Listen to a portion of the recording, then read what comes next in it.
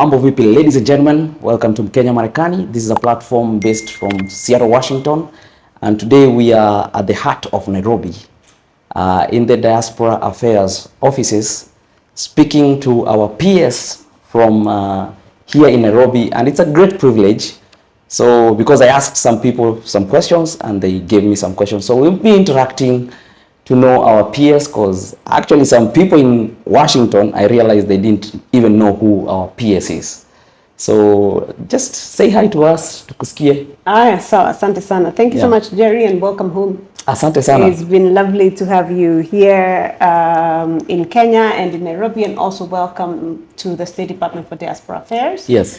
As you've seen, this is your home when you are home. Yes. So to you and to all the other diasporians, very excited to whenever you can visit and can come here and meet with us and meet with some of our officers and see the work that we are doing. Yes.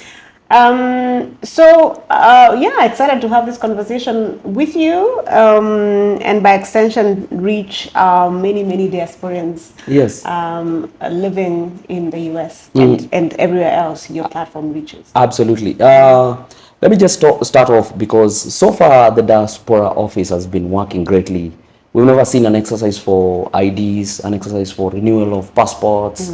How was that exercise for you when you were doing it in different parts? I think you're talking about the mobile consular services. Yes. The mobile consular services is one of our flagship projects at the State Department for Diaspora Affairs. And of course, as you know, Jerry, we are a department that's now 2 years old. And one of the earliest concerns that I received from diasporians as soon as I took office was it takes too long for us to get basic services of, renewing our passports, our IDs, getting birth certificates and that kind of thing. And but also it's very expensive for me to travel all the way from Perth to Canberra, or to travel all the way from, this country to another where we have an embassy and so on. And so we started out the Mobile Consular Services Program. Yeah. And basically what that does is we take government services mashinani, or like we say mashinani maju. Yes. Right, so we'll bring services to you in your city.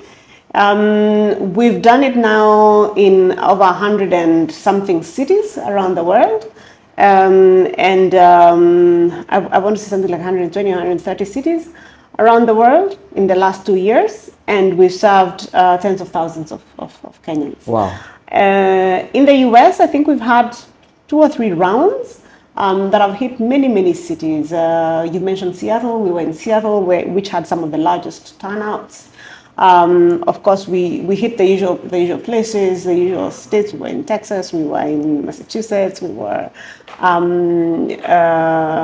in Iowa. We were everywhere. We're in Minnesota, where we have, again, another large community. And we're able to serve Kenyans, get them to apply for to declare their dual citizenship, to apply for passports, to apply for their IDs, birth certificates of their children born abroad. And while that's been very impactful in the US, in particular, in certain places it's probably been even more impactful. We've been able to serve Kenyans living in Yemen, for example, where, as you might know, we don't actually have an embassy, and we serve Yemen from Oman. Wow. So, and with the fragility that we have had in that country for some time now, it's not been possible for us to actually get into Yemen. But a lot of Kenyans were able to come to the border town of Al-Mazuna and be served there by our team. So we've been able to serve people in places where we don't have embassies, like Yemen or Jamaica. And it's been thrilling to be able to get these services. Are there any challenges that you met while you're doing the activities? Of course. I mean, it's an extremely expensive venture, because you've got to move people, you've got to move sensitive equipment, sensitive materials. In the beginning, we had the usual attitude of Kenyans around the world of, we're going to wait until last minute to sign up for this thing, and so the queues would be quite difficult to manage. That was a particular problem in places like Seattle, where we had huge numbers, and my team had to work at some point almost 20 hours just to serve the people. But our motto always is, we don't turn Kenyans away. So people stayed and served them. So it's expensive.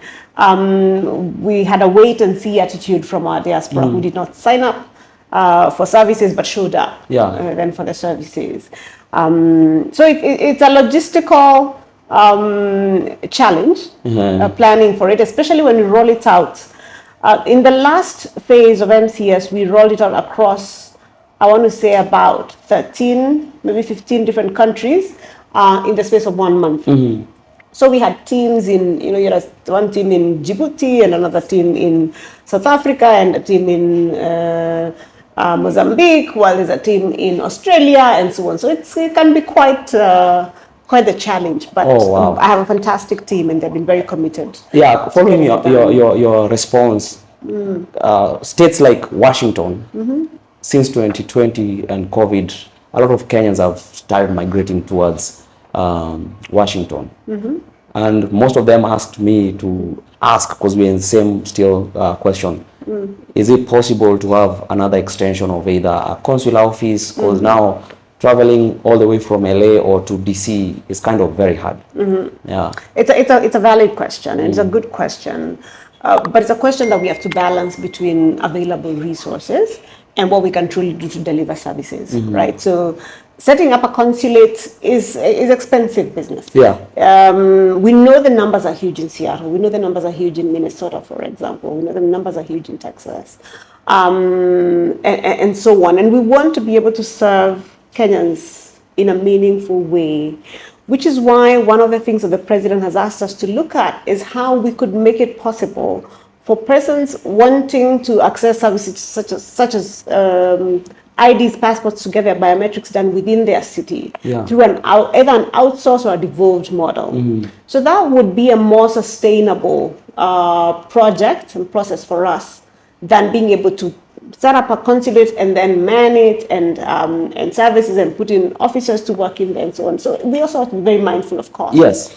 So until we're able to do this project that I'm talking about that then decentralizes services, for now, mobile consular services are the go-between, right? They are the what we are offering in the intervening period until we're able to do that. Yeah. And I'll tell you this, Jerry, the question of consulates the question of consulates is not an isolated US issue, right? So it's an issue even in places where, particularly where we have large numbers of Kenyans and don't have an embassy. So we have to think about places like Lebanon, for example, where we recently had a crisis and had to evacuate hundreds and hundreds of Kenyans out of Lebanon, where we don't have an embassy or a consulate. We rely on an honorary consul. And now we've set up a consulate in Haiti, for example, just to help us manage that situation. We've opened up one other consulate in Jeddah, right? So that we're able to serve again large numbers of Kenyans who are living in Saudi Arabia. Yeah. So I'm not saying no, but I'm saying that the US has already been a favorite child of ours. And you already have 3 sort of places where you can get help. So it's a question of resources. Yeah. Wow, that's very, thank you for that. So having the diaspora people are the most who actually, they say it's like the export for Kenyans. They pay a lot of remittances and they do plan to do investments here. Like, for example, land. I don't know if this is a question for you, but is there a way that the government can assist in terms of if somebody buys land, they get their title? And because sometimes, as you can tell, some of the people are not able to come back home until their paperwork is done. Tidy. No, I understand. So that's a good question. First, let me start by saying this, and I don't know if you've seen the news, Jerry. The remittance numbers are in, and diaspora, as always, I'm able to hold my head up high in this city because diaspora do not disappoint. Yes. $4.9 billion was the remittances of 2024. $4.9 billion, much higher than tea, coffee, horticulture, tourism, everything. And that's just money sent home by people like you in small ticket sizes. Yeah. A little bit of it is investment. Most of it is money sent buy people to support their families, to Yes. pay rent, to pay school fees, and so on. You'll also be glad to note that North America is leading again. Of course. And, and usually, and leads by a huge margin. Something like, you will allow a look through here. Yeah. North America sent about $227 million every month, right? So that's you guys and Canada. Followed, by Europe and so on. But if I just take the US on its own, the US on its own usually does about 50% of the remittances. Yes. So it's huge. Yeah. So just to appreciate the role that is played by the diaspora, even in that bit of just caring for their families and taking care of their families. And diaspora inflows tend to be important for any country because they're usually a very resilient kind of inflow. Even in difficult times, even during COVID or things like that, people continue to support their families. So that's not something we take lightly, we take for granted. I'm sure the families that receive this money also really consider this a lifeline for them, and they take that very seriously. So to say that the diaspora are a critical player in Kenya's economic journey is the truth, right? Yes. That figure that I've talked about is about 4% of our GDP, right? So that's huge, just to have that number in context. So yes, we do think that, or let me put it this way, as large a number as that is, we still know that diasporians sending this money are largely sending it to families. They're not investing much, right? And we're hoping to see that a larger chunk of remittances now come in, not just to support families and so on, but to do deep investments. Let me put it this way. About 85% of remittances come for family use. That's rent, that's medical fees for family, that's paying school fees and that kind of thing. Yeah. Only 15% of these funds are actually going into investments. And that's, as you spoke about, real estate or money markets and that kind of thing. So what we are trying to do now is to incentivize and put before the diaspora great opportunities for them to invest in, and make it much easier. You've talked about land. It's sort of a traditional investment go-to. Now on 𝐼𝐻𝐻, which is the government portal for land, 𝐼𝐻𝐻.go.ke, diasporians can register and you can see all of your land, right? So that you know if someone is attempting to do funny business on your land, but also transactions will begin and end on 𝐼𝐻𝐻. Yeah. As I say in every diaspora engagement, buying land is not buying a shirt. One must always work with a lawyer. And I say that as one who has practiced law for a long time. And I have told my clients this in the past over and over. You do not buy a shamba, a plot, an apartment the way you buy a shirt. You must use lawyers. And that is the way they guarantee for you, they secure for you. They do the due diligence, they ensure the transaction is properly done, the stamp duty and all of everything that's supposed to be paid is done. And then if you're unable to collect your title at the moment, many lawyers also keep these documents in safekeeping for you. Yeah. But they can also always be sent to you, isn't it? They can always be sent to you by DHL or whatever. Oh, wow. So that's really easy. But immediately on your 𝐼𝐻𝐻 portal, you can see how far your transaction has gone, whether it's completed or that title has been issued and so on. Yeah. So that's one of the things that we are, that is already happening. But the other thing I'd like to say is this.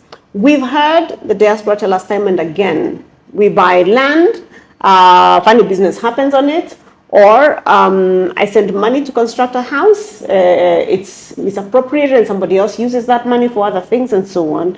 And we've been thinking internally about how it is as a government entity we can help protect diaspora investment. And now within our department, within the Diaspora Investment Office, we're trying to create, and it's still early days, to create a protection mechanism to ensure that we are able to truly be a watchdog for diaspora-owned properties.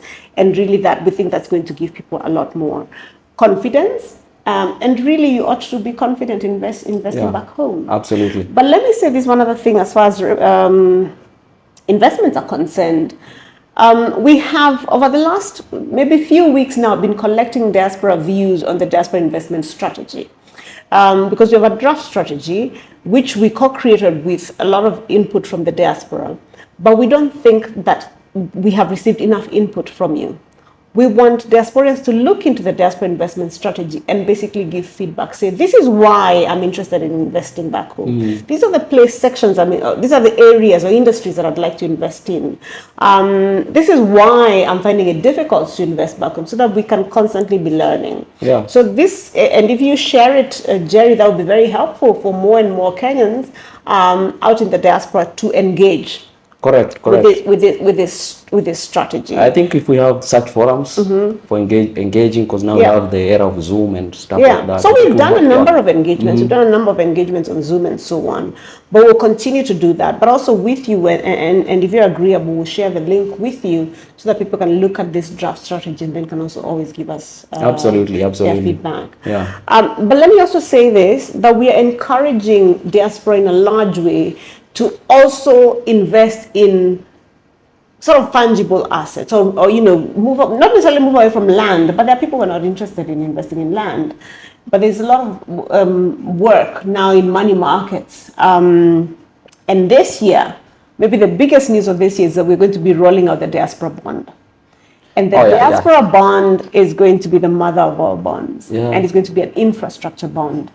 The details will be out soon, so let me not say much more. Because I was coming to that question about bonds. We are working very hard to launch that diaspora bond this year. And the diaspora bond will be an infrastructure bond that basically will fund a key piece of infrastructure in this country, which the diaspora can see, touch, and know we built this. Wow.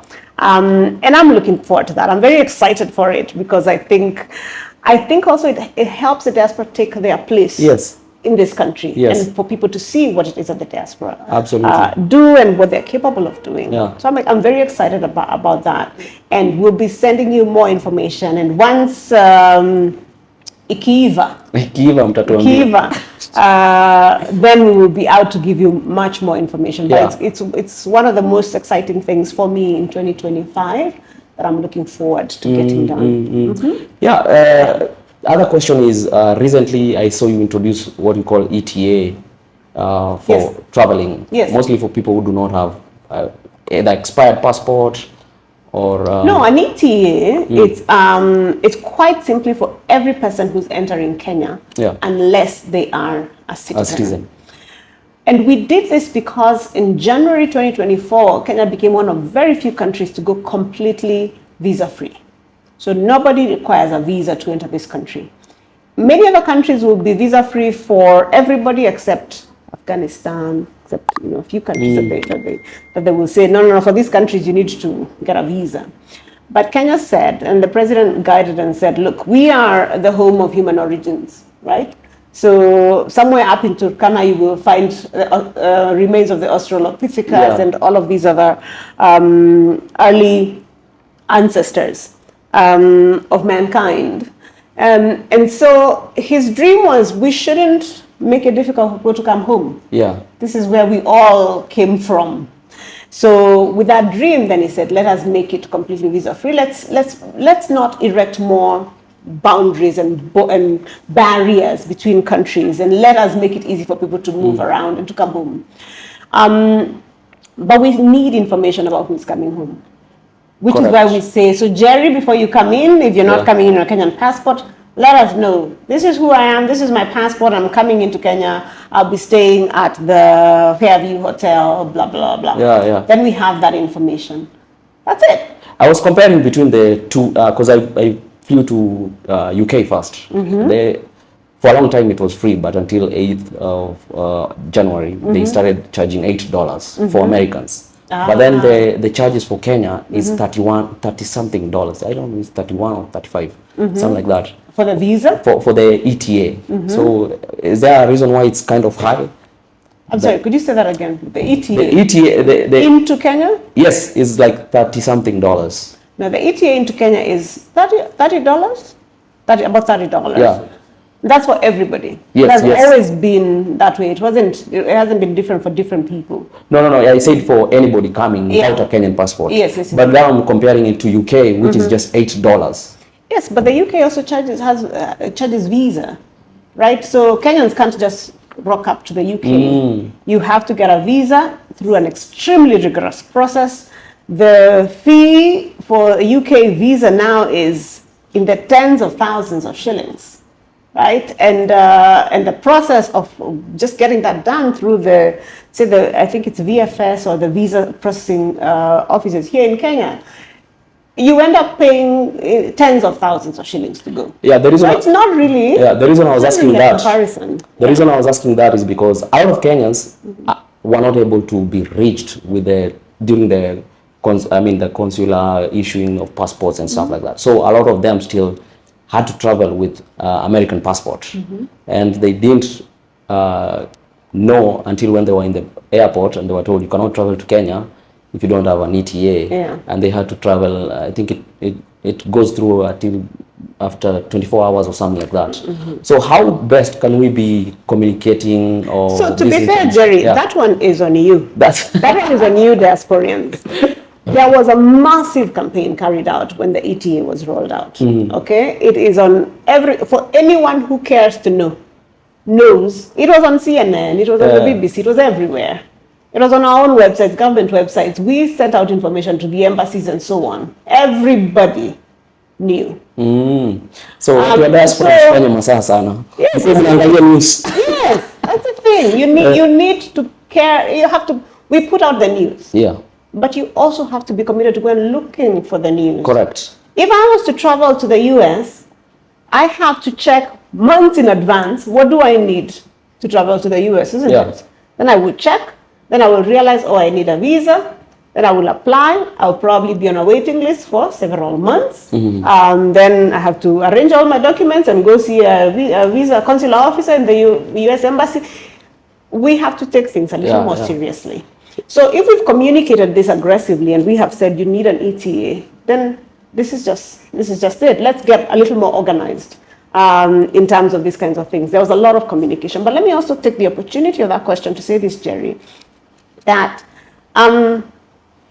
diasporians, we would like you to be a little more, to take a little more initiative in terms of where you're getting your news and information.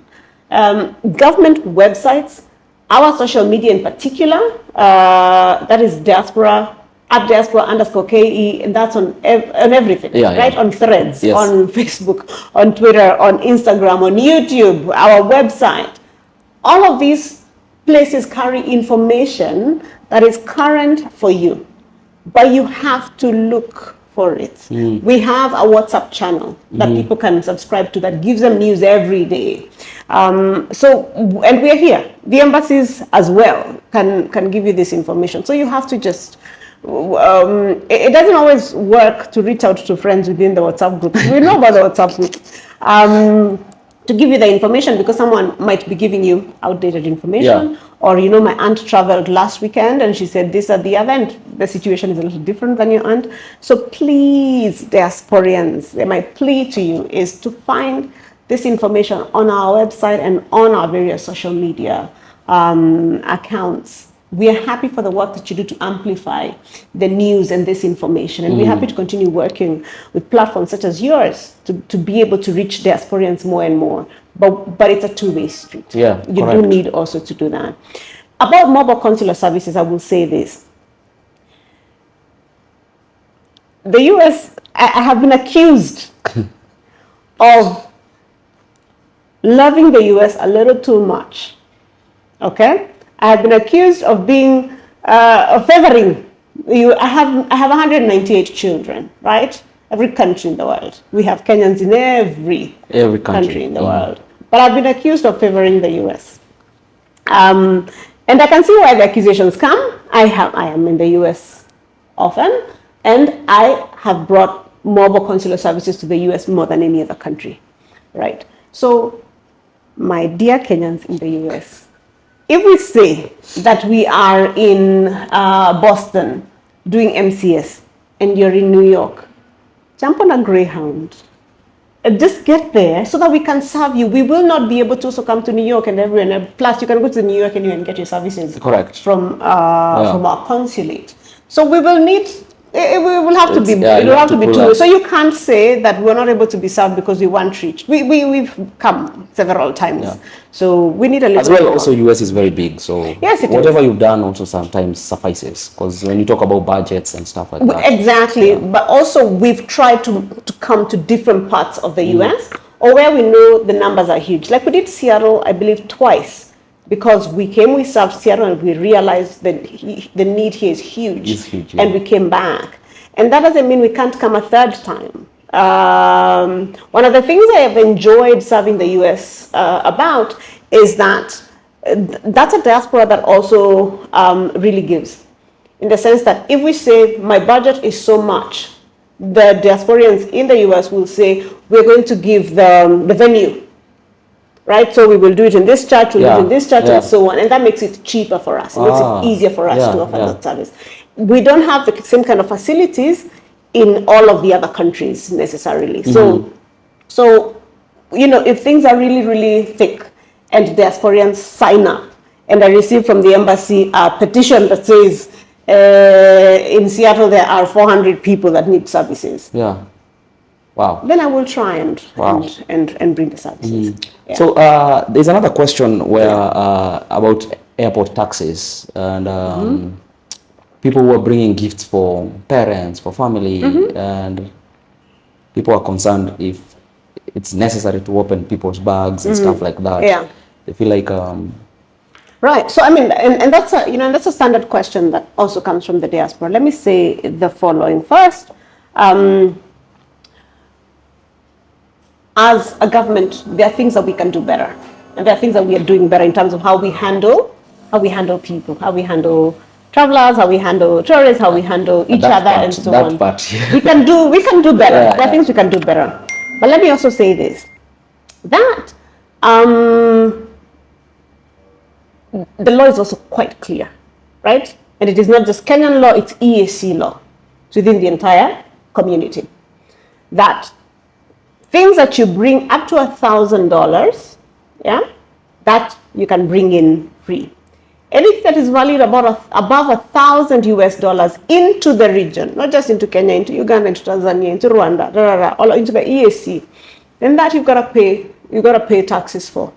That's the law. It hasn't changed. In fact, it went up. I believe it was last year. Until last year, it was $500, and we have said, look, $500 is too little, and so within the community we were able to push that up to $1,000.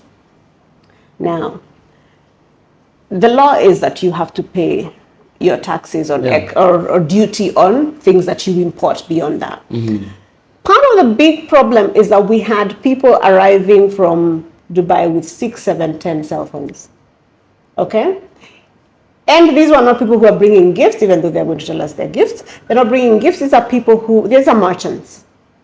Now, if I own a phone business where I sell cell phones somewhere on Luthuli Avenue, for example, and I order my phones from China, and they're imported, I pay duty on them, and I sell them, right?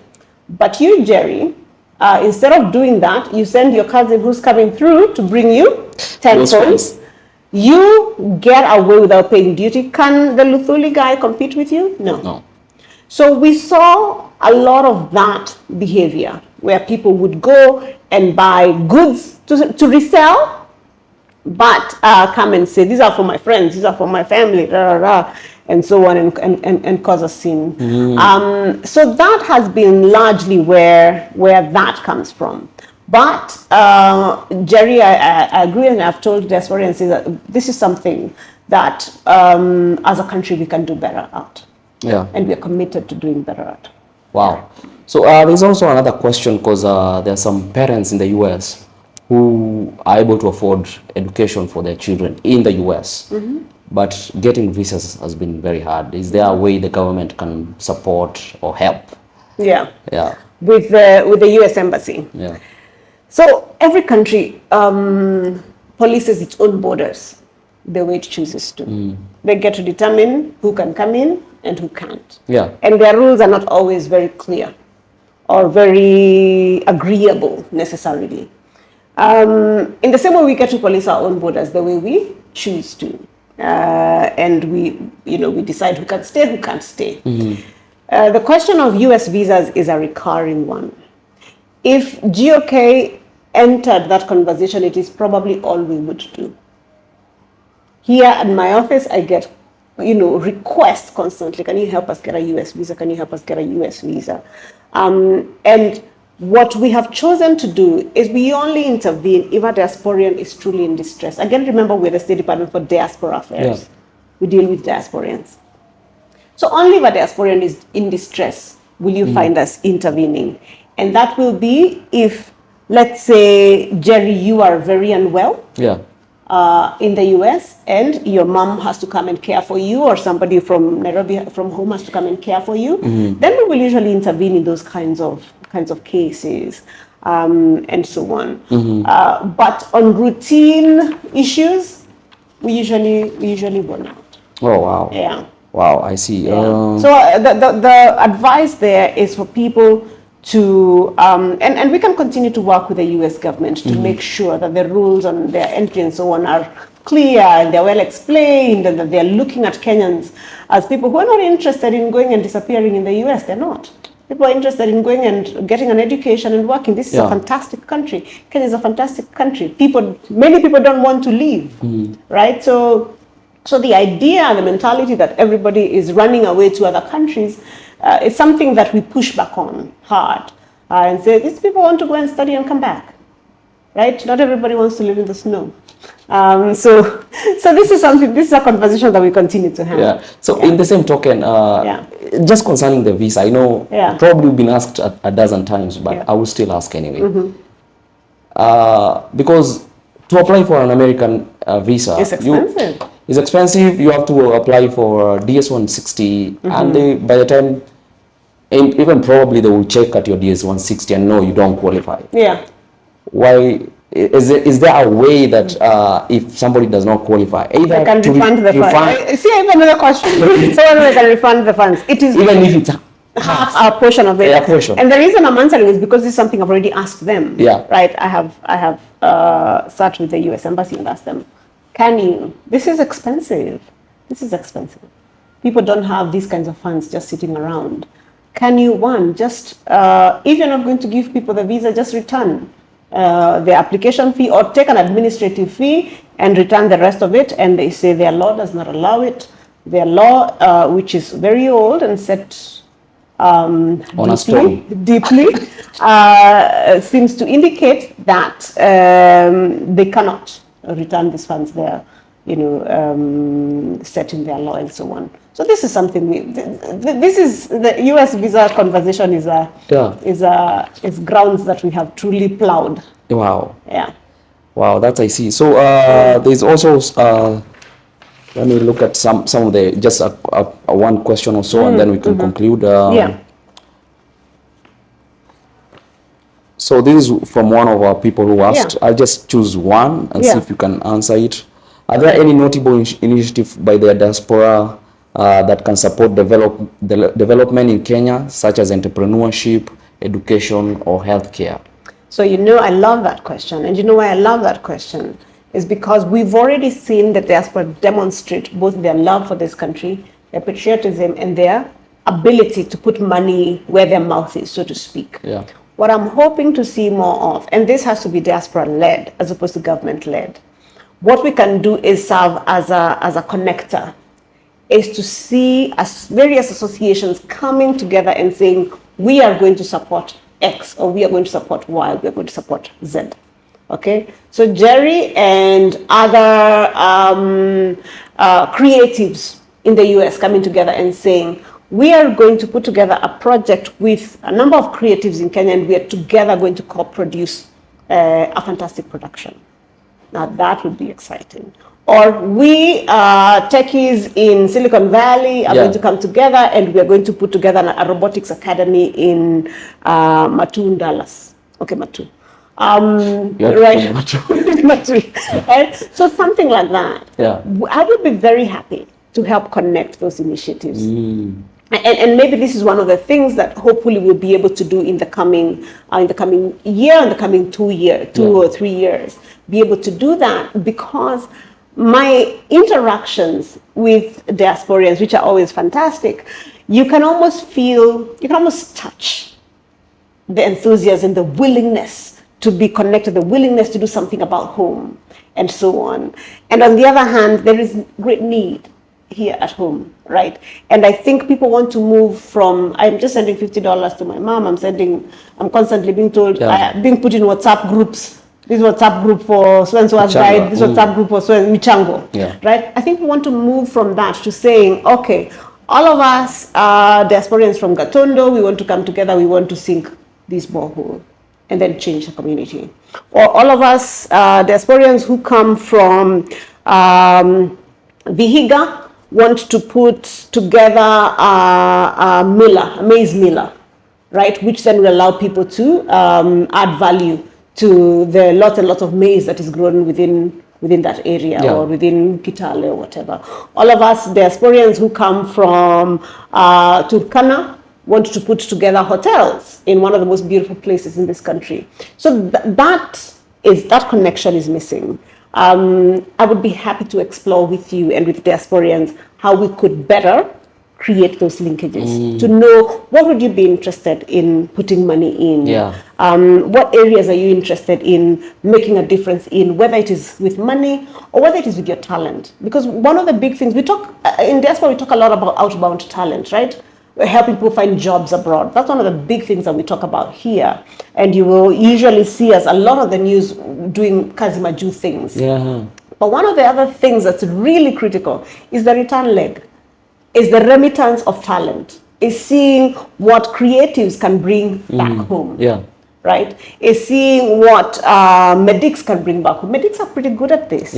Medics will usually organize a medical camp somewhere, in rural Kenya, and they'll come and they'll do, I think in December or in November, I had a group here of diaspora who had come and were doing hernia surgeries. And you usually do things like that, cleft lip surgeries and that kind of thing. Diasporian medics are great at that kind of thing. But how about the others? What can the techies do? What can the educators do, right? What can the lawyers do? What can a huge complement of Kenyans in hospitality in the diaspora do? What can they do? Are they going to be the first? Are they going to build a gigantic resort somewhere? Are they going to build a training school? So there's so much. There's so much that can be done, and our job is just to help them make that connection. Absolutely. So now that we're talking about I know that people will do immensely, great work in diaspora in their specific fields. How better can the government or your office appreciate or send their name, for example, for presidential commendation, stuff like that? I've never heard any person from diaspora want those things. It's because you've not been watching the news or our communication. We've had a number of diasporians get presidential commendations. And what we've done beyond that, beyond the usual, head of state commendation, CBS,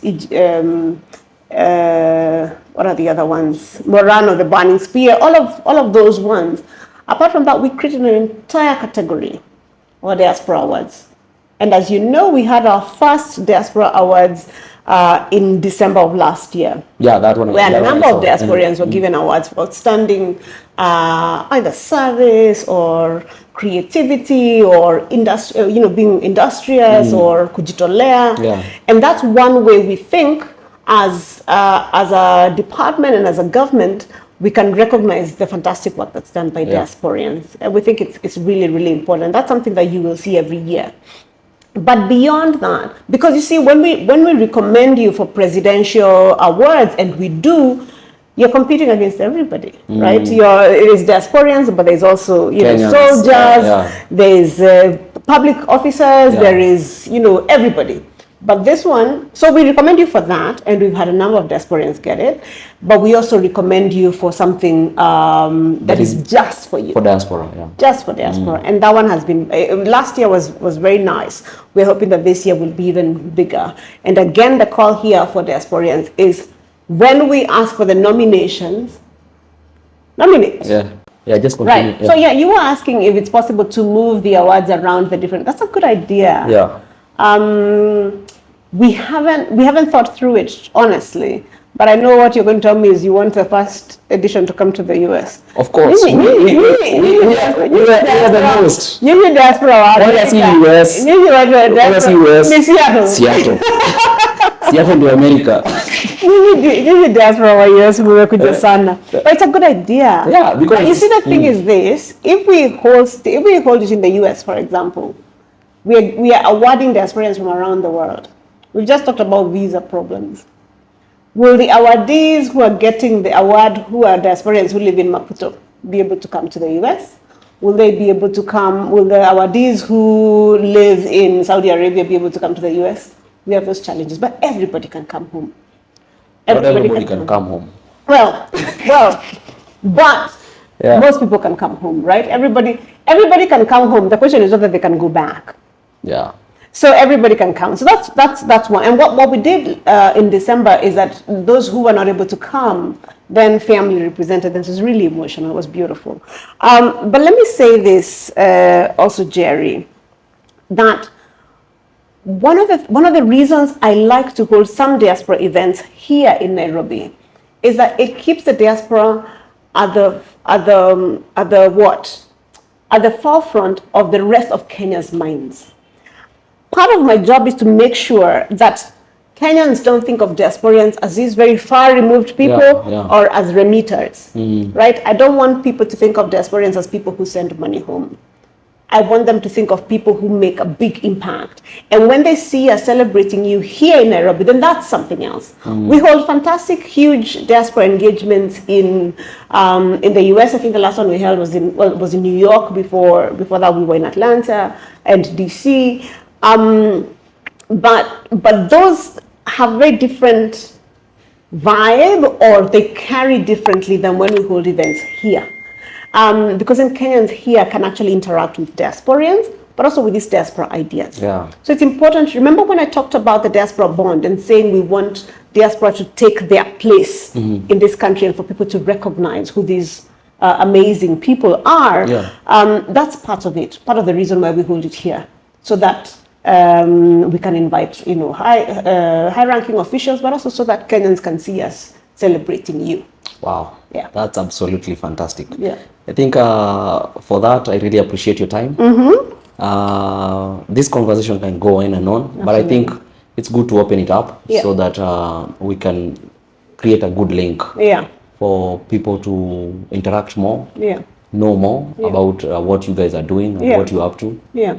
And it will create, home away from home will become like very homely. Yeah, absolutely. And Jerry, I really appreciate this conversation and the opportunity for us to speak and for me to speak to your audience and to the Kenyans who are in the US. And just to say that we feel here at SDDA, we feel very warmly about our clients. I don't think I might get in trouble for saying this, but I don't think anybody else serves their section of Kenyans the way we serve ours. Here we give people chai and coffee and cappuccino. Out there, right? I'm taking mine in a pink cup. In a pink cup. But also, our team is really happy to serve diasporians, and we're very committed. We know that being away from home comes with certain stresses, and we do our best to serve Kenyans in the diaspora. But also, we are hoping that you can thrive, because one of the biggest parts of our foreign policy is actually this diaspora pillar, and seeing Kenyans being out there, being amazing, being the people inviting others to come to their country, selling tourism, but also selling brand Kenya, so that people are like, I like Kenyans. Wow. So because of that, we're here to support that. and just make sure that diasporians can thrive, feel supported, but also when they reach out to us, that we're able to sort out the problems that they currently have. So to say again, don't stay away. Don't stay away from home, but also don't stay away from the State Department in terms of communicating with us. Drop us emails, follow us on social media in particular, then you can sort of be aware of what it is that we are doing. And I hope to see you soon. I hope to of course, at some point come back. But you know, I should have said I didn't go to America. But I hope to see you very soon. Yes. And chat again about what it is that diasporians are doing. Asante sana. Asante sana. Thank you for your time. God bless you. And you too, absolutely. And while you're home, please enjoy yourself. Tutakutuma na mabuyu. Upeleke the Kenyans in Seattle. I have sent him with mabuyu. Alete watu wa Seattle. If he doesn't bring mabuyu, it's not me, it's him. So please, wapeleke mabuyu na chakula. Wow. Asante. By the way, we had a gift for you. Oh, thank you. If we can have it. Oh, thank you so much. Yeah. So, but my very best. Yes. Okay. So this one is for you. Oh, I love it. Yeah. Oh, it says from Mkenya Marekani. Yeah, that's our platform. Yes. Yeah. Oh, I love it. Yeah. I love that. Thank you so much. Asante I love it. I don't know if we face this side so we can take nice pictures. Yeah, where do you want the sun is this side. I have no. I'll do whatever you guys are. Because how? Okay.